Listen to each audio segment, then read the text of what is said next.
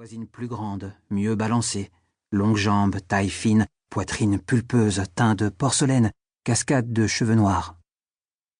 Cynthia, toujours ultra sapée, avec talons aiguilles et fringues sexy, même pour un dîner à 4 à la maison. Anne décroche de la conversation. Elle contemple la cheminée en marbre sculpté, identique à celle de son propre salon de l'autre côté du mur. Ils vivent en effet dans un alignement de demeures mitoyennes, en briques, typique de leur ville du nord de l'État de New York, solidement bâtie à la fin du XIXe siècle. Toutes les maisons de la rue sont similaires, de style italianisant, restauré, cossu, et toutes arborent de légères différences de décoration. Chacune est un petit chef-d'œuvre en soi. Anne ramasse son portable sur la table pour vérifier l'heure. Presque 1 heure du matin.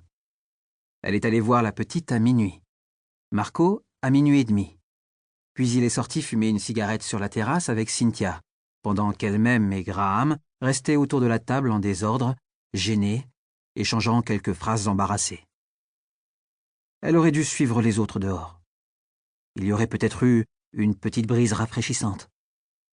Mais elle n'en a rien fait, parce que Graham n'aime pas la fumée de cigarette, et que ça aurait été mal élevé, ou du moins désinvolte, de le laisser tout seul à un dîner donné en son honneur.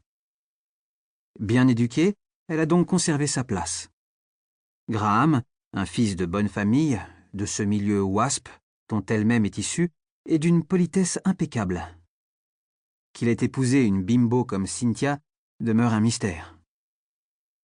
Cynthia et Marco sont de retour à l'intérieur depuis quelques minutes, et maintenant, Anne a une terrible envie de partir, bien que les autres s'amusent encore.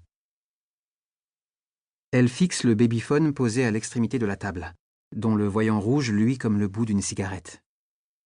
L'écran est cassé. Elle a laissé tomber l'appareil par terre il y a quelques jours, et Marco n'a pas encore trouvé le temps de le remplacer. Mais le son fonctionne toujours. Soudain, le doute l'envahit. Elle voit à quel point la situation est malsaine. Comment peut-on se rendre à un dîner chez les voisins en abandonnant son bébé seul à la maison? Quel genre de mère fait une chose pareille? Elle sent revenir cette douleur familière. Elle n'est pas une bonne mère. La baby-sitter a annulé. Et alors? Ils auraient dû amener Cora en prenant son lit parapluie. Seulement Cynthia avait dit « pas d'enfant ». Ce devait être une soirée entre adultes, pour l'anniversaire de Graham. Encore une des raisons pour lesquelles Anne a pris sa voisine en grippe, alors qu'elles ont été amies à une époque. Cynthia n'aime pas les bébés. Comment peut-on déclarer qu'un nourrisson de 6 mois n'est pas le bienvenu à une soirée? Comment Anne a-t-elle pu laisser Marco la persuader que ce n'était pas grave? C'est irresponsable. Elle se demande ce qu'en penseraient les autres participantes à son groupe de jeunes mamans si elle leur racontait ça. Nous avons laissé notre petite de 6 mois toute seule à la maison pour aller dîner chez les voisins. Elle imagine leurs expressions stupéfaites, le silence gêné. Mais elle ne leur dira jamais. On la fuirait. Marco et elle se sont disputés à ce propos. Quand la baby-sitter a annulé par téléphone, Anne s'est proposée pour rester avec la petite. De toute manière, ce dîner ne lui disait rien. Marco n'a rien voulu savoir. « Tu ne vas quand même pas rester ici !» a-t-il protesté chez eux dans la cuisine. Elle a répondu à voix basse, ne voulant pas que Cynthia les entende se quereller au sujet de son invitation, de l'autre côté du mur. « Ça ne me dérange pas du tout. Ça te fera du bien de sortir un peu », l'a contré Marco en baissant lui aussi la voix. Puis il a ajouté « Tu sais ce que t'a dit le médecin ?» Toute la soirée, elle a tâché de déterminer si ce dernier commentaire était perfide ou égoïste, ou s'il avait simplement lancé cela pour l'aider. Quoi qu'il en soit, elle a fini par céder.